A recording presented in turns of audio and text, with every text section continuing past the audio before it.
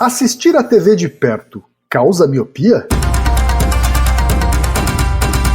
Naruhodo. Bem-vindo ao Naruhodo, podcast para quem tem fome de aprender. Eu sou Ken Fujioka. Eu sou Altair de Souza. E hoje é dia de quê? Fúteis e úteis. Altair, vamos para os recados da paróquia. Quais são? Número 1, vai no iTunes Store, dê 5 estrelas e faça o seu comentário. Isso aí. Número 2, indique um episódio do Naruhodo para alguém que nunca ouviu o Naruhodo ou mesmo nunca tenha ouvido um podcast. Vamos aumentar o tamanho de nossa podosfera. E número 3, Altair. O número 3 é sobre ajudar a manter o Naruhodo no ar, Altair. Isso aí. E para contribuir, basta usar o aplicativo PicPay e assinar o apoio mensal de R$15. São 2 Coca Zero, querido ouvinte, uma para o Altair e uma para mim. E como assinante, além da nossa gratidão, você terá 3 coisas. 1, você terá acesso ao grupo secreto no Telegram, ou seja, assinante pode conversar com a gente, com a comunidade de ouvintes assinantes. 2, você terá vantagens especiais. Por exemplo, assinante recebe os episódios no grupo secreto do Telegram antes de todo mundo. E 3, você receberá conteúdos exclusivos. Por exemplo, assinante recebe episódios que só são distribuídos no grupo secreto do Telegram. Então é isso, baixe o aplicativo PicPay e assine o apoio mensal. Com o PicPay você ainda vai poder pagar boleto, transferir dinheiro entre amigos, recarregar celular, sacar o saldo em qualquer banco 24 horas sem taxa. E olha só, no primeiro mês de apoio ao Naruhodo, você ainda tem um cashback de R$15. Isso mesmo, você assina e recebe seus R$15 de volta. Tá? Agradecemos desde já e participem, por favor. É isso aí. Antes da pauta, mais um recado. Naruhodo está abrindo espaço para as mulheres podcasters. Podcast das Minas, porque representatividade é importante também na podosfera. O destaque de hoje vai para o podcast Sexo Explícito, comandado pela Priscila Armani. Ouça o recado que ela deixou para você, ouvinte do Naruhodo, e conheça o podcast Sexo Explícito. Olá, taradinhos e taradinhas, eu sou Priscila Armani e tenho um programa educativo chamado Sexo Explícito. Mais do que uma porta de entrada sobre assuntos considerados tabus, eu quero pregar o amor próprio, a qualidade de vida, a felicidade sozinho ou acompanhado e quero que os meus ouvintes gozem mais a vida do jeito que escolherem. Vem me ouvir no Spotify ou em qualquer agregador de podcasts de sua preferência. E se quiser, manda sua pergunta pelo Curioscat. Mais informações em sexoexplicitopodcast.com.br. E chegamos ao momento Alura, querido ouvinte. Eu sei que nessa época de isolamento social a gente é bombardeado o tempo todo com lives, webinars, cursos, e embora o senso comum tente nos convencer de que estamos em home office, a verdade é que estamos sendo forçados a ficar em casa e tentando trabalhar em meio a uma pandemia. Então meu recado é, antes de mais nada, vá com calma e cuide de sua saúde mental. Dito isso, pode ser sim um bom momento para dar uma acelerada em sua carreira profissional. E é para quem estiver a fim de fazer isso que eu quero falar aqui da Alura, a maior plataforma de cursos online do Brasil.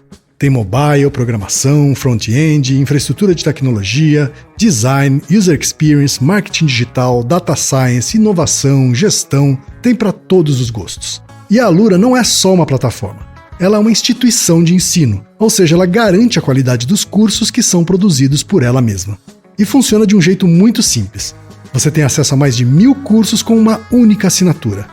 Agora a vantagem, ouvinte Naruhodo tem desconto de R$100. Mas para ter esse desconto, precisa acessar a seguinte URL, anota aí, alura.com.br/promoção/Naruhodo. Repetindo, alura.com.br/promoção/Naruhodo. Altair, temos pergunta de ouvinte, Altair. Esse episódio vai ser dedicado... A partir de perguntas cotidianas, criamos ciência. E esse episódio vai ser em homenagem a todos os epidemiologistas do Brasil. Perfeito. E, inclusive, tem uma importância especial nessas épocas que estamos vivendo, não é isso, Altair? Pois é. Vamos mostrar como se faz ciência integrada, de qualidade e interdisciplinar de verdade agora. Tá certo. O e-mail veio da Débora Rosa, que é controller em São Paulo. Controller, olha só. E ela diz o seguinte: olá, quem é Altair, tudo bem? Sempre ouvi dizer que não podia assistir TV muito de perto, senão ficaria com problemas de visão. Hoje tenho 34 anos e desde criança fui míope e nunca soube se havia um motivo. Meu pai também é míope, também não sei se essa informação é relevante. Fiz a operação de correção alguns anos atrás, pois tinha 5 graus e depois de uns 5 anos a miopia voltou e hoje tenho 1,5 graus. Seria verdade essa questão da TV ou seria genético? Tenho um filhinho de 1 ano e 8 meses e às vezes ele fica super perto da TV. Ele pode ter problemas de visão por isso? E agora vamos aos elogios. Gosto muito do podcast, meu marido me apresentou no início de 2019 e já maratonei durante o ano e super indico para diversas pessoas. Obrigado por trazer um conteúdo tão interessante com informações relevantes e que me fazem pensar. Olha aí, Altair, parágrafo cheio de elogio, faz bem pro ego isso, hein? Mas essa pergunta não veio só dela, né? Não veio só dela, ó. A gente tem o Marcos Pereira, de Brasília, Distrito Federal, ele é analista de TI, e diz o seguinte: percebi que existem divergências sobre as causas do aumento do grau da miopia, sendo que alguns defendem que pouca exposição à luz natural e utilização elevada de computadores, celulares e outros dispositivos com displays luminosos contribuem para o aumento do grau, sendo que outros afirmam que o aumento do grau é somente influenciado por fatores genéticos. E aí, o que pode causar o aumento do grau de miopia? Também temos uma mensagem, Altair, do Wellington Soares, que é estudante de engenharia agronômica em Juazeiro, Bahia. Um abraço para a Bahia. Um abraço. Olá, quem é Altair? Primeiramente, quero parabenizar pelo excelente trabalho de divulgação científica e de conhecimento. Eu conheci a mídia podcast recentemente e o Naruhodô foi o primeiro que eu vi, é meu favorito. Gostaria de sugerir o tema sobre se realmente há alguma relação entre miopia e inteligência, ou se esse é um estereótipo antigo e gostaria de saber se tem um fundo de verdade. Ótimas perguntas. Pois é, lá, tudo relacionado, hein? Marcos Ramos, que também é de Brasília e também é analista de TI, pergunta: assistir TV e usar computador piora a miopia? É isso, Altair. Temos muitos ouvintes com perguntas aí relacionadas entre si, mas a gente tem aqui no centro, né, sobretudo a questão da miopia e a relação disso, se é que existe, com assistir a TV de perto. E aí, Altair, o que a ciência tem a dizer sobre isso? Várias coisas. E se temos vários ouvintes que se preocupam com esse tema, deve ser porque a miopia é um distúrbio oftalmológico muito prevalente. Você mesmo, Ken, você usa óculos, né?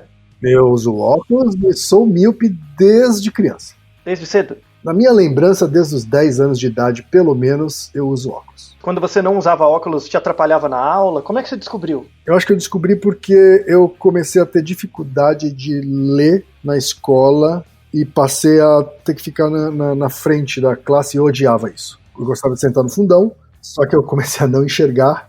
Então, para poder continuar sentando no fundão, eu resolvi ver o que eu tinha na visão e aí descobri que era míope. Quem descobriu foram seus pais, né? E aí você te levaram no oftalmologista. Isso, me levaram no oftalmologista, mas fui eu que sentia essa dificuldade na escola. Você mencionava para eles que você não conseguia enxergar direito. Eu mencionava que estava com dificuldade. Uma dificuldade que não existia antes. E seus irmãos têm também? Todos eles usam óculos? Eles têm óculos, mas eles não usam como eu todos os dias e todo momento. Ah, se você tira o óculos, você fica bem cegueta, assim? Sim. Eu fico porque eu tenho um astigmatismo também. Ah, você tem outras condições. A combinação das duas coisas piora bem, sobretudo quando falta luz.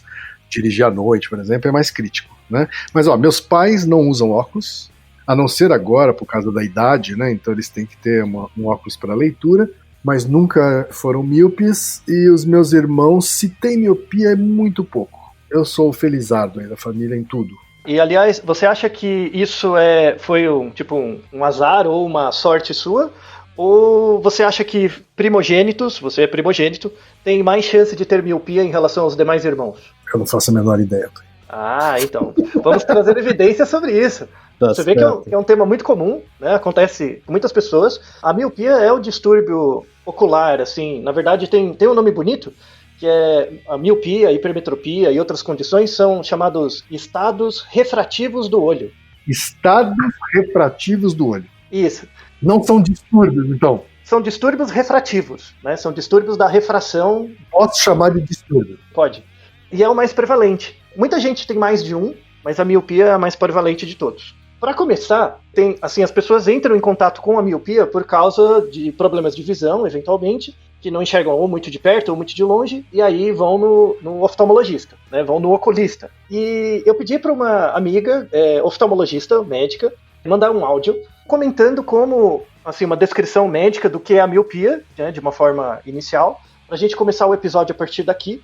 Só como start, assim, para vocês terem uma ideia, a prevalência de miopia nos Estados Unidos e no Japão, na Ásia em geral, nos Estados Unidos e aqui no Brasil, engloba mais ou menos 40% da população, tem algum grau de miopia. 40% é o grau de incidência? É a prevalência, né? A prevalência é 40% da população adulta e na Ásia bate 80%. É muita gente. É mesmo, rapaz? E como é uma coisa muito prevalente, vamos usar o nosso amigo Aristóteles para ver as 4 causas da miopia. E sobretudo porque ela aumentou tanto nos últimos anos. Houve um aumento também. Significativo e muito rápido. Então vamos estudar sobre as causas disso. Mas vamos começar com o áudio da nossa amiga Camila. Vamos ouvir então a Camila Casi. Tem graduação em Medicina pela Universidade Federal de São Paulo, Escola Paulista de Medicina. Ela é médica oftalmologista, também com atuação em pesquisa na área de medicina do sono. Fala, Camila. Antes de entender o que é miopia, a gente precisa entender como que um olho funciona. Então, o olho é um sistema de lentes que é capaz de fazer com que a luz, os raios luminosos cheguem no olho, sofram uma convergência e foquem diretamente na retina, que é um tecido que a gente tem lá no fundo do olho. Essa retina, ela é responsável por fazer com que a luz depois seja transformada numa imagem interpretada pelo nosso cérebro. Quando a gente tem a miopia, esses raios de luz acabam convergindo antes de chegar na retina, e isso faz com que a imagem fique borrada e a pessoa não enxergue bem. E quando que o paciente tem miopia, né? Então tem algumas opções. Uma delas é quando a gente tem uma alteração na curvatura da córnea. A córnea é a estrutura mais externa do globo ocular. Então, se a gente tem uma alteração dessa curvatura, os raios luminosos eles podem acabar convergindo antes da retina e levar à miopia. Uma outra situação é quando a gente tem um comprimento do globo ocular muito grande. Então, se o olho ele é muito comprido, isso também pode fazer com que os raios luminosos acabem convergindo antes de chegar na retina, e aí levar à miopia. O papel do oftalmologista nesse caso é diagnosticar a miopia e tratar. Quais são as opções que a gente tem? A gente pode fazer a prescrição de óculos, também de lentes de contato, e ambos são recursos ópticos utilizados para fazer com que os raios luminosos eles acabem convergindo no local adequado, que é na retina. Outra opção também seria a cirurgia refrativa.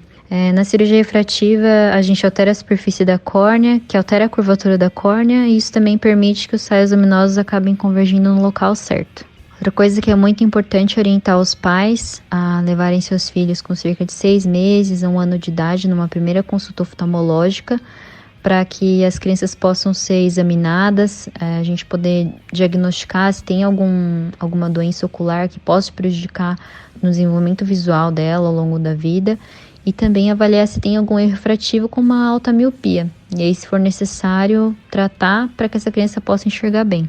E aí, Altair, o que você tem a comentar sobre o áudio da Camila? A Camila, como médica clínica, né, ela atende pacientes o tempo todo, ela mostra que a miopia é um dos distúrbios mais prevalentes. Ela compromete rapidamente sua qualidade de vida, né, então, diferentemente, por exemplo, de uma diabetes ou de uma coisa que vai te incomodando aos poucos e você vai postergando, problemas oftalmológicos em geral te incomodam muito, porque a gente utiliza muito a visão, né? O efeito dele é imediato, né? É muito rápido, né? E pode cronificar muito rápido. Como eu falei, né, a miopia é muito prevalente. Tipo, quase metade da população brasileira, por exemplo, tem algum grau de miopia. Só que desse contingente de pessoas que tem miopia, cerca de 20% desenvolve um grau de miopia muito alto, tá? Que eles chamam de miopia alta ou miopia grave. A miopia grave é quando o grau de miopia ele é maior do que 5 graus, de 5 graus para cima. E pessoas que têm uma miopia alta por muito tempo, isso é associado com um problema maior, principalmente na fase adulta e quando ficam idosos, do olho. Então, existe associação entre pessoas com alto grau de miopia e catarata, glaucoma, descolamento da retina. Isso a gente está falando desses casos de miopia mais graves, acima mais graves, dos ideal, certo? Você tem assim, todo mundo que tem miopia, 20% dessas pessoas vai desenvolver a miopia alta. E isso aumenta muito a prevalência de outros distúrbios oculares. Dessa prevalência eu fiquei de fora. Isso. Então, se você tem um grau de miopia menos de 5 graus, assim, que é normal, 1 grau e meio no máximo, é tranquilo. Com óculos, com lente, ou mesmo com cirurgia, você consegue resolver o problema, caso seja necessário, e vive uma vida normal. Né? Tá aí você que não me deixa mentir, né, Kim? Você consegue se adaptar bem. Mas, o que se tem visto, e aí a gente mostra a importância da epidemiologia como uma ciência que tem que ser integrada, tem que ir para além da medicina, para além da biologia, para além da sociologia, a curva, a incidência, o aparecimento de novos casos de miopia tem crescido muito rapidamente nos últimos 20 anos. Então, dos anos 2000 para cá, a prevalência de miopia aumentou quase 4 vezes. E isso é devido a quê, Altair? Qual que é a explicação que esses estudos dão? Aí que é interessante o aspecto histórico, de você ver como que a construção das explicações do porquê o grau de miopia cresceu tanto, como historicamente os porquês foram mudando. E hoje a gente tem uma teoria muito mais integrada. Então, por exemplo, se você fala com um oftalmologista, ou um médico, ou um biólogo, tal, alguém com causa material muito forte, eles vão olhar para a genética. E existe causa genética para a miopia, mesmo tendo causa genética, isso não quer dizer que em 20 anos aumentou 4 vezes a prevalência, não é por causa dos genes, não é possível. Tem que ter alguma coisa ambiental. Se você olha, sei lá, sociólogo, antropólogo, eles também dão explicações, mas sem a parte material. Então, eu vou mostrar um artigo que saiu agora, em março de 2020, que é super recente. É ontem isso. Agora. A gente estava tomando café e apareceu o artigo, né? Que mostra uma primeira teoria unificada, que unifica as áreas para mostrar que o grande crescimento dos casos de miopia no mundo, é um fenômeno mundial, é uma questão muito complexa, que envolve causas materiais, formais, eficientes e finais do que a gente faz da nossa vida. A gente já tem outros episódios sobre visão, né? Tem um deles sobre daltonismo, que no final do episódio eu comento que galinhas têm um olho mais míope do que o outro, né? Porque ela cresce deitadinha no ovo, né? Então um olho é exposto à luz e o outro não. Então ela fica míope do olho para dentro e não fica míope do olho para fora. Isso é muito comum em galinhas, tanto é que elas são os melhores modelos experimentais. Mais para frente eu vou falar de artigos que testam os mecanismos ambientais que geram miopia usando galinhas. Claro, né, o melhor bicho, com certeza. Né? Não basta ela ver melhor, ela cura doença na gente. A galinha, não sei o que vocês ficam com o cachorro. O melhor bicho de estimação. Não tem nem conversa, mas eu já tenho 200 mil episódios de argumentos. Não sei porque você não jogou fora seu cachorro gato, não pega uma galinha. Pra que amor? Você tem um ovo, na verdade? Mas enfim, assim, explicando razoavelmente o que é a miopia, né? A miopia, por exemplo, de um ponto de vista bem leigo, inicial, pega uma lupa, sabe? Você usa uma lupa, por exemplo, para olhar objetos pequenos, né? Para você ampliar objetos pequenos. Se você pega essa lupa e coloca na luz do sol, né? A luz do sol incide na lupa, a lente, as características da lente vão fazer com que a imagem, a luz do sol, se torne convergente. Então a luz do sol fica focada num ponto, tanto é que tem essas brincadeirinhas de você queimar papel usando uma lupa. O nosso olho, ele é um pouquinho parecido. Imagina que você está olhando uma paisagem, né? Você tem uma paisagem grande, essa paisagem é muito maior do que você. E o seu olho é muito menor do que você também. Então você tem o espacinho da sua íris e tal, né? E a córnea. Você tem o seu olho. Então você pega toda aquela luz que vem do ambiente, né? Que a luz do sol incide nos objetos. E aí os objetos chegam no seu olho. Isso é convertido numa imagem bem pequenininha, que é refletida no fundo do seu olho de forma invertida, como se fosse uma câmera fotográfica. Então, o estado refrativo do olho, a capacidade do olho de fazer uma refração da imagem, ela leva em conta algumas características da biologia do olho. A primeira é a lente, né? A lente do seu olho que refrata a imagem, que é o cristalino, por exemplo. Né? Você tem as lentes do olho, cristalino, a córnea, tudo mais, essa estrutura. Então, você pode ter problemas refrativos do olho quando você tem problemas na córnea ou no cristalino, só que o seu olho ele não é oco. Assim, ele é oco, mas dentro deles tem líquido. E são 2 tipos de líquido. Um líquido é chamado líquido aquoso e o outro é chamado líquido vítreo. E esses líquidos têm características diferentes. Você deve ter estudado isso na sua escola. Quando você estuda óptica, você vai ver um índice, né, que chama índice refrativo. Então, o jeito que a luz incide no ar é diferente do jeito que a luz incide na água. E aí tem um parâmetro físico mesmo, que é chamado índice refrativo. A referência é o ar, né? Então o índice refrativo é 1, em certas condições. No nosso olho, esse índice refrativo, por causa do líquido aquoso e vítreo, ele não é 1, é 1,3. Tá? Ele é um pouquinho diferente. Então você tem as características das lentes do olho, os índices refrativos dos líquidos do olho, você tem o comprimento axial do olho, porque o olho é uma bolinha. Se o olho for um círculo perfeito, o diâmetro do olho é igual ao comprimento. tudo bem? Sim. Porque ele é todo simétrico, né? Quando o olho é simétrico, a imagem é projetada certinho no fundo do olho. Então você tem a entrada da imagem, a imagem acontece a refração, e aí a imagem gerada, ela acontece no fundo do olho, ali na retina. E aí a imagem é processada. Quando o seu olho é um pouquinho mais alongado do que o normal, que aí entra esse comprimento axial, quando o comprimento do olho ele é maior do que a largura, o olho já não é mais um círculo, ele vira uma elipse. Sim, virou uma coisa ovalada. Esse, ele vira um ovinho, né? E aí a imagem que tinha que se formar num ponto, na verdade ela se forma antes, né? Ela se forma antes do que deveria. Então ela não entra em contato com os receptores do olho de forma adequada. Aí o que acontece, para quem é míope, sabe muito bem, você vê as coisas de forma embaçada. Principalmente, assim, as coisas que estão a mais uns 2, 3 metros de você, né? Você já começa a ver um pouco embaçado. Ou seja, então, antes de mais nada, existe aí já uma diferença na anatomia do olho. Assim. Isso. Na verdade, isso é causa formal, né? Que é a forma do olho, né?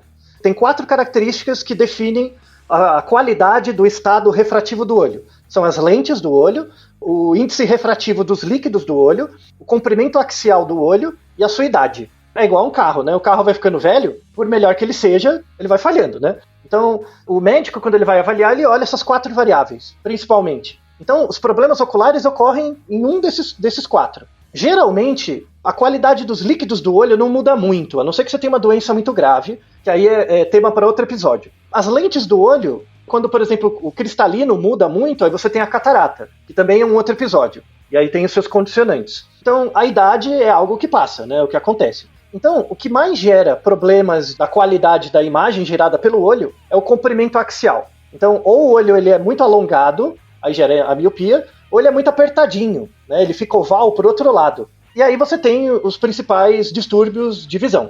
A visão normal, ela é chamada de emetropia. Emetropia. Emetropia é alguém com a visão normal. Na verdade, assim, o olho ele é bem redondinho. Ele não é um ovo. Então a imagem se forma adequadamente. Então se você é emétrope, tá tudo bem. Em geral, a maior parte das pessoas não é emétrope. Aí você tem os problemas de visão, que são todos agrupados na ametropia. A ametropia junta astigmatismo, miopia, hipermetropia e todas as características. Tudo aquilo que não é visão normal. Né? É a ametropia. Não é o que a gente chama de 20/20, não é isso? Isso, exatamente. Eu vou focar especificamente num tipo de ametropia, né, que é a miopia, que é a mais prevalente, e ela é a que mais sofre influência ambiental. A miopia também tem causa genética, mas a gente vai ver por algumas evidências que essa causa genética ela não é tão forte quanto parece, como as pessoas dizem. E aí tem um componente ambiental muito interessante na miopia, que não acontece em outros distúrbios de visão, tá? Tão forte. E aí por isso que os demais distúrbios de visão vão ficar para outro episódio. Alguns mitos, né, que as pessoas falam muito sobre isso. Então, esse mito da TV, né? Antes do mito da TV, você já tinha ouvido falar que recém-nascidos nascem cegos? Ou nascem com uma visão muito ruim? Sim, já ouvi falar. Então, um olho tem mais ou menos um diâmetro, né? Se ele é redondinho, bonitinho, ele tem mais ou menos um diâmetro de 24 milímetros. 2,5 cm, tá? Um olho. E o seu olho, ele praticamente não cresce desde quando você nasce até morrer, né? O seu olho tem praticamente o mesmo tamanho. Ele muda muito pouco. Por isso que a gente tem um cabeção desproporcional também quando nasce. É um dos traços neotênicos, né? Você tem um olhão e um cabeção, né? Então o seu globo ocular, a caixa craniana tem que ser algo grande, né? Já pra nascer o bicho olhudo, né? Só que assim, os bebês recém-nascidos, o comprimento axial, né, do olho é em geral 2% maior do que um círculo. Então os bebezinhos nascem com o olho um pouquinho mais alongado, porque eles são muito pequenos e o olho é muito grande em relação a eles. Então todo bebê nasce um pouquinho míope, um bocadinho só, né? Tá. Então, mas não muito, assim. Também o bebê não precisa... Uma coisa temporária. É temporária, né? Uhum. Rapidamente corrige. Aí os estudos mostram, vamos deixar vários artigos interessantes na descrição, até 12 meses, esses 2% já foram corrigidos e o bebê, caso ele não tenha nenhum problema genético ocular, ele já tem uma visão normal, ele consegue ver de perto e de longe tranquilamente. Então, assim, você nasce com esses 2% de variação, aí ao longo do primeiro ano e meio, você vai corrigindo, e aí você fica emétrope, e aí, a partir de 12 a 18 meses, até os 16 anos, é um período em que, caso você não tenha pressão genética para ficar míope, em geral você não fica, tá? Até os 16 anos. Mas é importante que do 0 aos 16 anos é onde acontece toda a maturação do seu corpo. Então, você nasce com um olho anatomicamente pronto. Isso é importante. O seu olho nasce de uma forma anatômica, material, pronta. Mas não quer dizer que ele não se desenvolva ao longo do seu crescimento. Tá? Porque esse olho é ligado nos receptores da retina, que é ligado no seu cérebro. Então, o padrão de formação das imagens, a qualidade, né, a sintonia fina, vai evoluindo conforme você cresce. Isso é importante. Por isso que tem muita gente, como o seu caso, que começa a ter problema de visão com 10 anos, outros um pouco antes, outros um pouco depois, outros só adultos, outros só idosos, porque o seu olho ele nasce pronto, mas ele sofre efeitos do ambiente. Tá? Claro.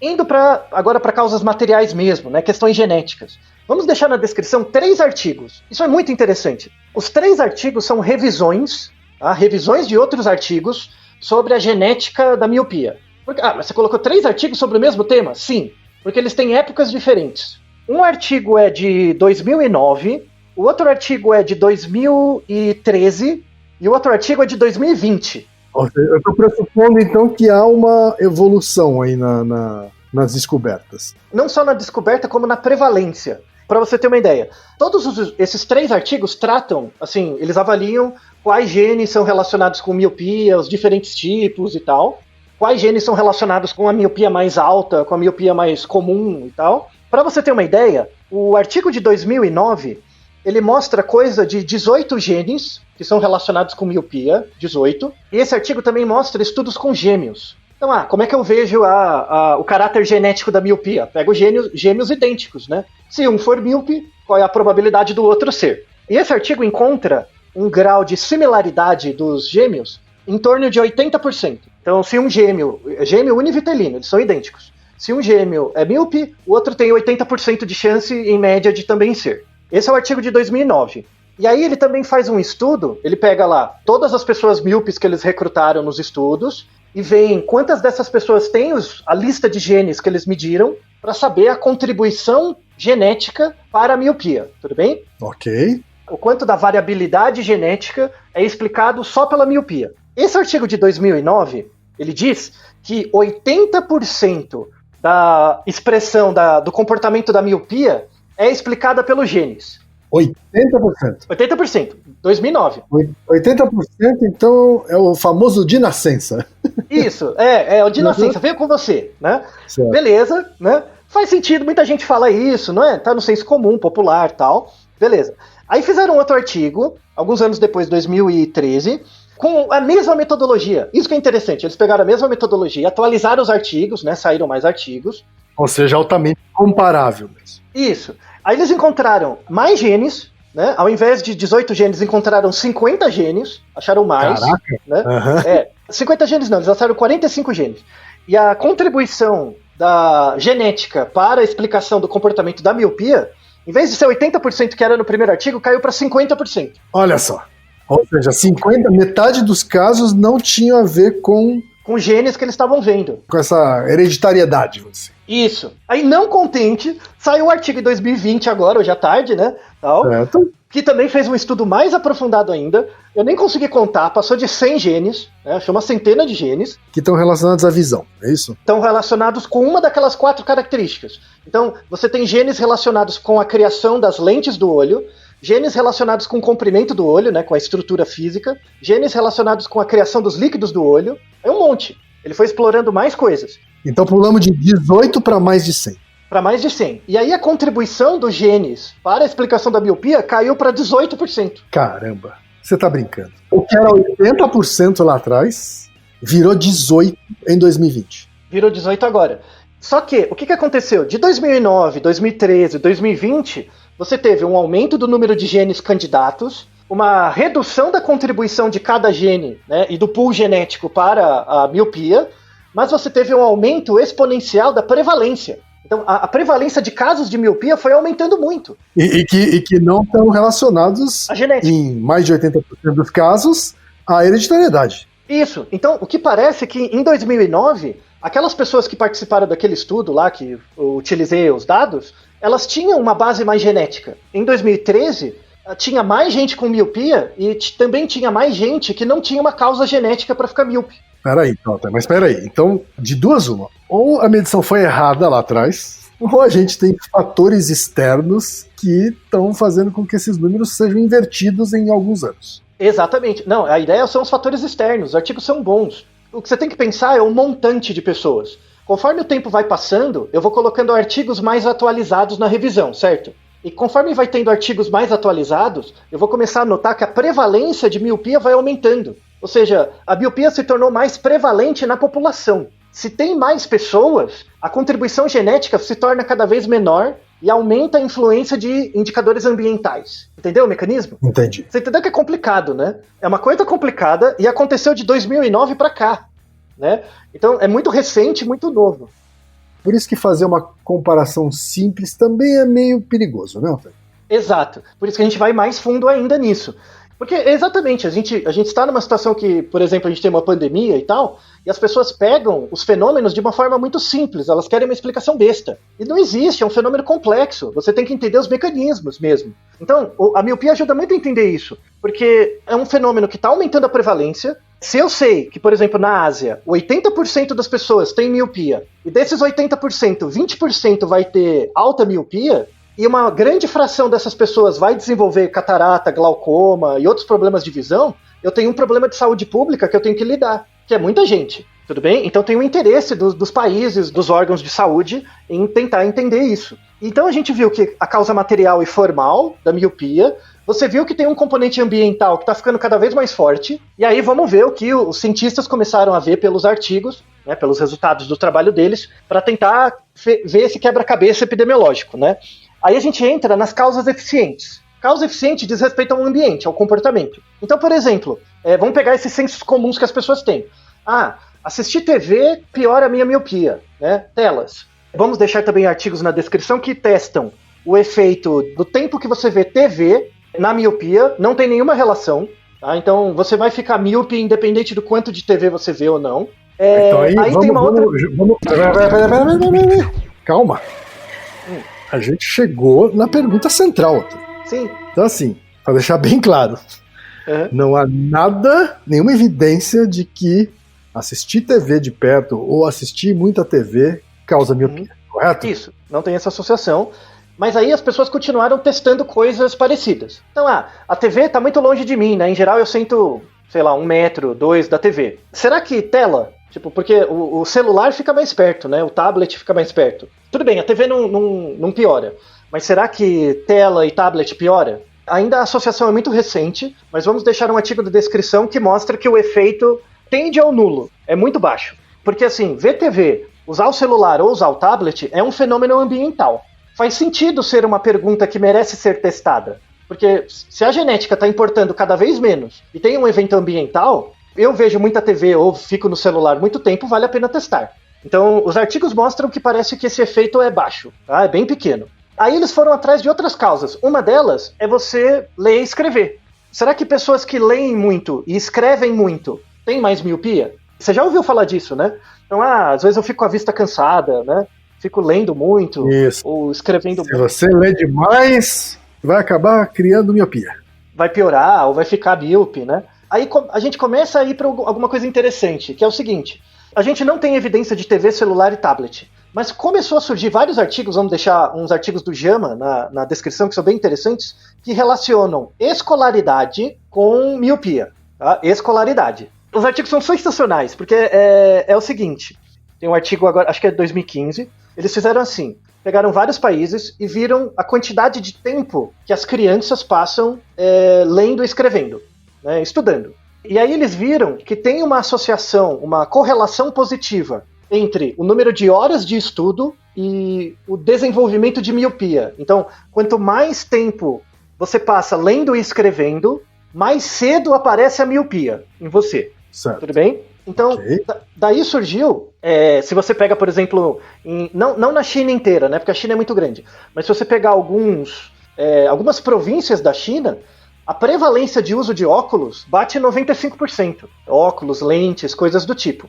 Então, até 2015, tinha um certo efeito ambiental no aumento da prevalência de miopia, e eles achavam que era estudar muito. E meio que culturalmente tem essa coisa, né, de você associar o cara que usa óculos ao cara estudioso, ao nerd, né? Você já deve ter ouvido muito isso, né? Essa associação. Aí, assim, o cientista, que é alguém desconfiado, né? Sempre que você vê uma associação, né? Então, existe uma associação entre pessoas que leem e escrevem muito com o aumento da prevalência de miopia. Tem essa associação. Essa associação então existe. Ela existe. Só que, aí é uma máxima da epidemiologia. Não é porque tem uma associação que essa associação é verdadeira. Isso, muito bem. Ela só vai ficar verdadeira a partir do momento que eu descrever um mecanismo que liga as coisas. Eu tenho que ter um mecanismo. E aí, qual é o mecanismo que associa ficar estudando e lendo com miopia? Não tem um mecanismo trivial. A menos que tenha uma outra variável que eu não percebi, mas que se relaciona tanto com estudar quanto com ter miopia. E aí eu tenho um chute. Qual é o chute? Porque tem a ver com a outra frase, não sei se estou certo, mas também com outra frase que eu já ouvi da minha mãe também. Sim. Que é, não fica lendo no escuro que isso vai fazer mal para sua visão. Então, mas esse é o raciocínio epidemiológico, né? O raciocínio científico epidemiológico, ele pega coisas que estão acontecendo mesmo. O que está na boca do povo, as pessoas falando, e você testa uma associação inicial, mas não é porque existe associação que é verdade, depois você vai ver o mecanismo. Essa coisa da sua mãe, ela não é verdadeira, mas até a página 2. De novo, o que eu estou enxergando? Eu enxergo o moleque estudando e ele ficando míope, né? Eu enxergo essas duas coisas. Só que tem outras variáveis por baixo que eu não estou vendo, que na verdade são a associação real com a miopia. Isso em epidemiologia a gente chama de variável de confusão. Então, por exemplo, só dando termos epidemiológicos, né? O primeiro termo epidemiológico é chamado exposição. Quando você é exposto ao cigarro, você tem uma maior chance de desenvolver um desfecho ou uma doença, né? Que é um problema pulmonar, tá? Certo. Então você tem a exposição e o desfecho. Qual é a exposição nesse caso? Eu ficar lendo e escrevendo. Qual é o desfecho? Ter miopia. Essa relação da exposição com o desfecho, depois eles viram que não é verdadeira. Por quê? Porque, na verdade, tem uma variável de confusão, que é uma terceira variável, que se relaciona tanto com a exposição quanto com o desfecho. Então, mas ela é mais responsável pelo desfecho, então, do que a causa original?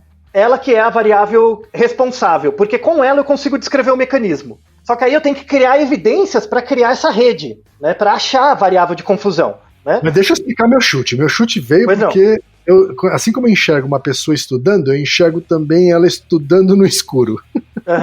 Sim. Sabe, que ela estuda por mais tempo. Então eu achei que a ausência de luz poderia ser essa variável de confusão. Isso, mas aí você tem que pensar um mecanismo ligado à falta de iluminação com o alongamento do olho. Porque é isso que dá a miopia. Porque uma coisa você pode ter vista cansada ou ficar cansado. Isso tudo bem. Outra coisa é você ter um alongamento do olho, né? É uma mudança muito mais estrutural. Né? É verdade. Você entende? Isso é epidemiologia, entendeu? Porque não é mandinar, não é você realmente criar argumentos científicos por trás das coisas, né? Mas não contente, não acabou ainda. Os caras falam, não é possível que estudar tem relação com miopia. Não é assim, tem a variável de confusão. Aí os médicos e epidemiologistas foram atrás de quem? Os antropólogos, claro, né? Porque o cara estuda historicamente culturas há muito tempo.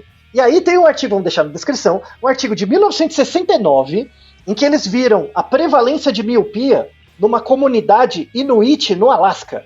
Sabe o Alasca? Não tem os inuites? Não tem os esquimós? Os esquimós. Porque esquimó, né? Esquimó lá faz muito sol, então é muita luz, apesar de ser muito frio, tem muita iluminação, né? Sim. E será que eles têm problema de visão, né? Tipo, esquimó não usa óculos, né? E aí eles foram lá, né, entrevistar as pessoas. E aí eles pegaram um conjunto... Coelho também não, né, Altair? Então, coelho também não.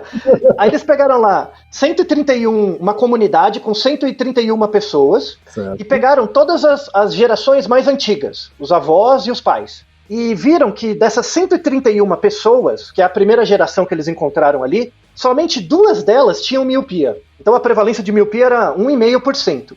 E essas 131 pessoas que viviam nessa comunidade eram pessoas que viviam na comunidade esquimó mesmo. E aí eles foram vendo os filhos, né? Aí eles pegaram os filhos dessa população e os netos, que já começaram a ter integração com a cidade. Então eles moravam numa aldeia lá, mas também iam na cidade, tinha um pouco mais de interação. Os filhos e netos desses caras, eles juntaram todos, a prevalência de miopia neles era 50%.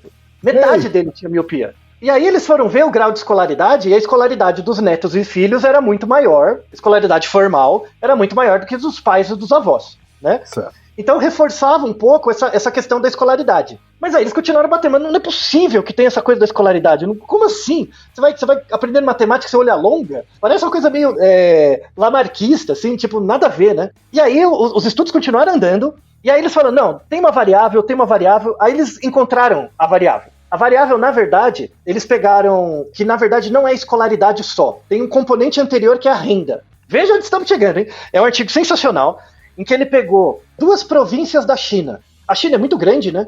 E a China tem 80% das pessoas têm miopia, então tem muitos artigos lá na China, né? Porque é um problema de saúde pública. Então eles pegaram uma província que tem o maior IDH da China e a província com pior IDH. Então a província pobre e a rica. Tá? Perfeito. E aí eles pegaram um conjunto grande, eram 900 crianças de cada uma, e eles viram que a prevalência de miopia era 2 vezes maior na província rica em relação à pobre.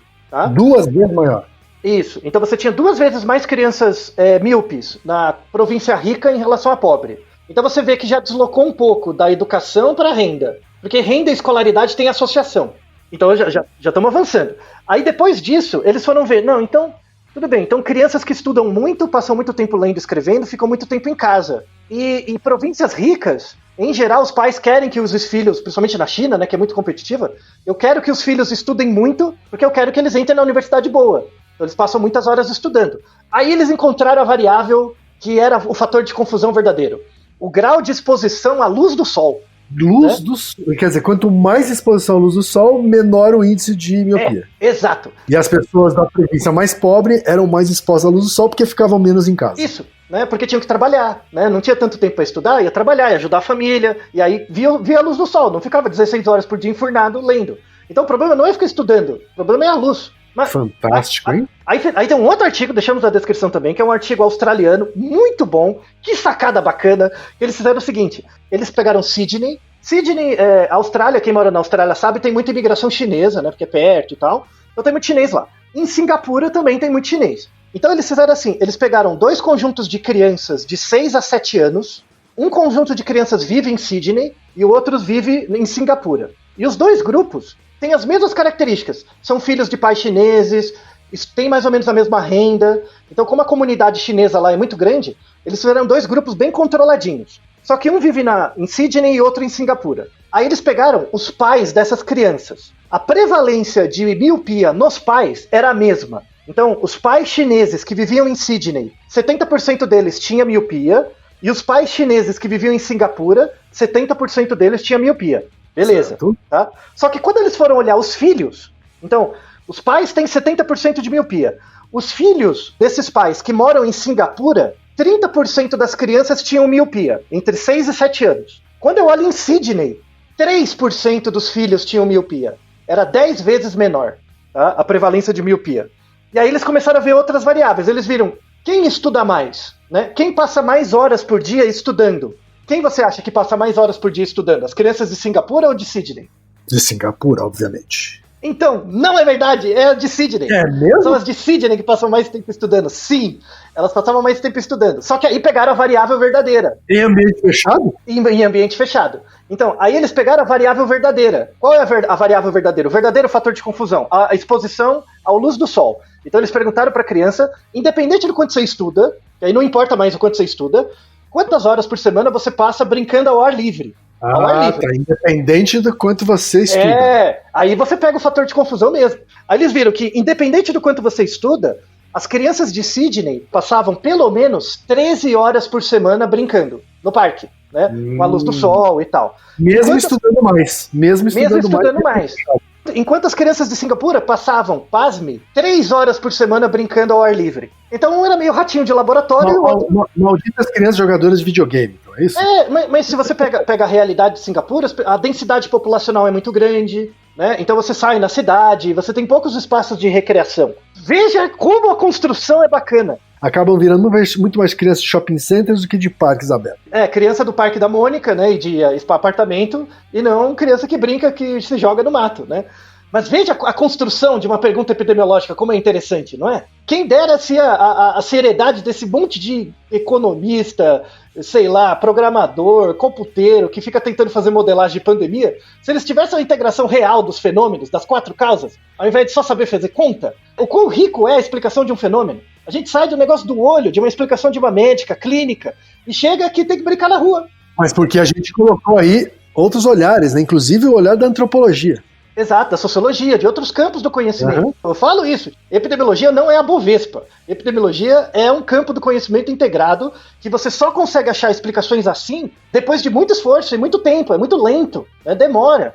São equipes multidisciplinares, né?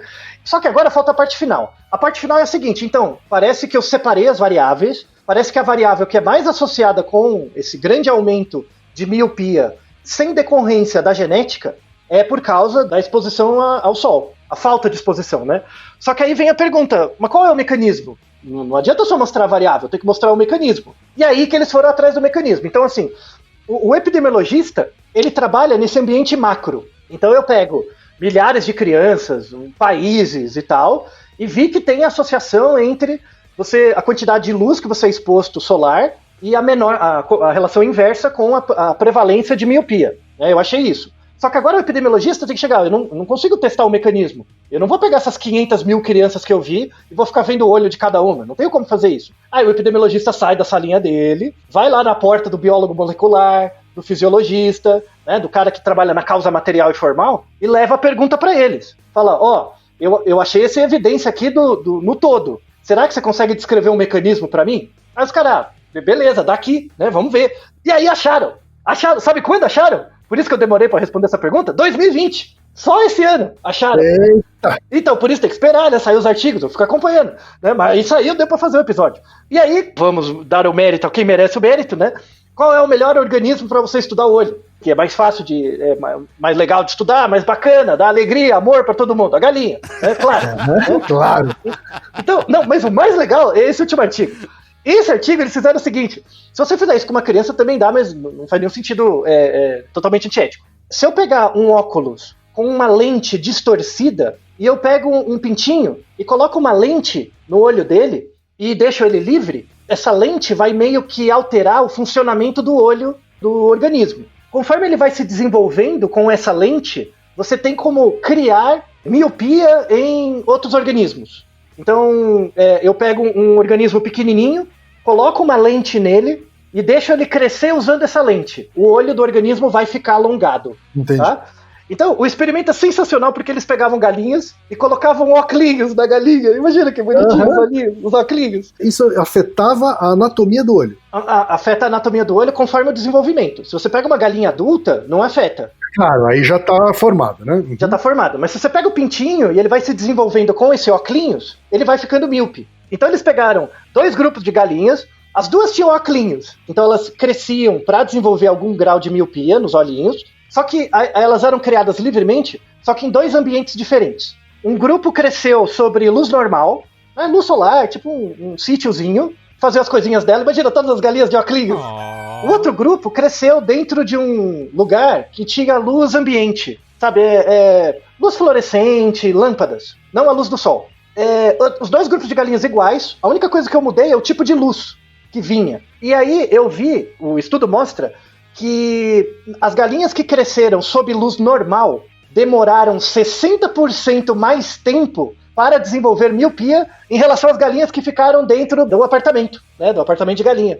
Não contente, eles foram atrás do olho da galinha para ver qual é a causa material, né? Isso era causa formal. Então eles testaram no laboratório e não adianta ensinar álgebra para a galinha, né? Só pôr a luz, já vi que a luz é a variável mesmo. Aí não contente, eles foram atrás do mecanismo e acharam. Parece que isso tem a ver com o neurotransmissor que faz isso. Tem um neurotransmissor que gera o alongamento do olho de forma crônica, que é o qual? A dopamina. E a dopamina, né, nas cadeias de reação, a dopamina tem uma relação com a melatonina, que é o hormônio do sono. Né? Sim. Então, quando você tem muita dopamina, você tem pouca melatonina. Quando você tem muita, em geral, tá? De uma forma bem... Desculpa quem é da parte de biomol, tá? Vou falar de um jeito bem livre. Quando você tem muita dopamina, você está muito ativo. Quando você tem muita melatonina, você está muito sonolento. Então, e eles são inversamente proporcionais, né? Então, eles fizeram um experimento assim, que parece que quanto mais sol tem, mais dopamina no seu olho tem. E aí, isso meio que força o seu olho a ficar com uma estrutura mais circular. Então, o balanço entre dopamina e melatonina tem a ver com o ritmo circadiano de vigília-sono que você tem. É meio que o controle. Caramba! Agora, essas conclusões que foram tiradas com o experimento com as galinhas, elas são extensíveis ao ser humano? Por quê? Porque o olho dela estruturalmente é muito parecido com o nosso. Tá. Né? Então, dá para fazer uma transposição comparativa entre o padrão de funcionamento do olho dela e o nosso. E aí eles pegaram galinhas e deram um remédio para elas que bloqueava os receptores de dopamina. Então o cérebro não absorvia mais a dopamina. Então imagina, a galinha sai no sol, a luz entra no olho dela, libera a dopamina. E aí a dopamina diz, fica redondinho o olho para ficar tudo bem. Aí eles deram um remédio para a galinha que inibia a geração de dopamina.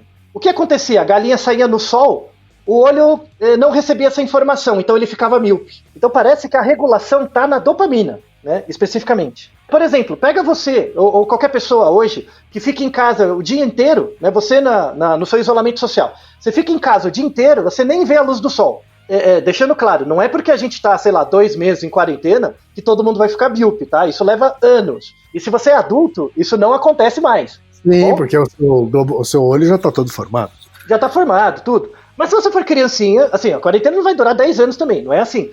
Mas quando você é bebezinho, criancinha pequena, vale sempre a pena dar um passeiozinho no sol. Igual a galinha. Leva a galinha para passear, leva o cachorro, leva o gato, leva a criancinha. Também para dar uma voltinha. Então parece que esse balanceamento entre o olho saber que tá dia e tá noite, que é a dopamina e a melatonina, é o que mantém a integridade estrutural do olho de forma redonda. Quando você tem uma quebra desse ritmo circadiano, parece que o olho perde essa capacidade de se organizar e ele fica largo, ele fica longo, né? E aí você vai ficando miopia. Por isso que esse artigo de 2020 fala muito de uma possível causa ligada ao sono. Como as populações são muito privadas de sono e passam muito tempo em casa, isso também tende a aumentar casos de problemas oculares. Mas essa é uma hipótese em aberto ainda, tá?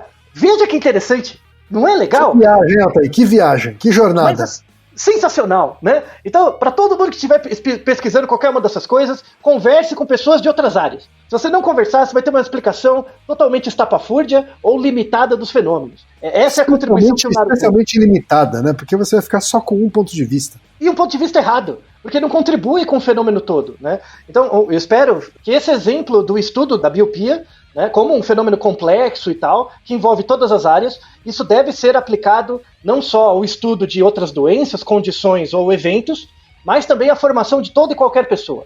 Se cada um de vocês que estiver ouvindo a gente conseguir estudar o suficiente para interligar todas as áreas do conhecimento necessárias para entender o fenômeno e propor uma explicação como a feita neste episódio, nunca faltará emprego para você, você será uma pessoa mais feliz e adotará uma galinha, ao invés de um cachorro e o gato. Né? Tá, esse que eu desejo para vocês. Tá, e obrigado a Camila pela contribuição. É verdade, Camila. Muito obrigado. E Naruhodô, ilustríssimo ouvinte. E você já sabe, aqui no Naruhodô, quem faz a pauta é você. Você tem alguma pergunta pra gente ou quer comentar algum episódio? Escreva pra nós. podcast@naruhodô.com.br. Repetindo? podcast@naruhodô.com.br. E lembre-se, mande nome completo, idade, profissão e a cidade de onde você está falando. É isso aí. Naruhodô. Esse podcast é apresentado por b9.com.br.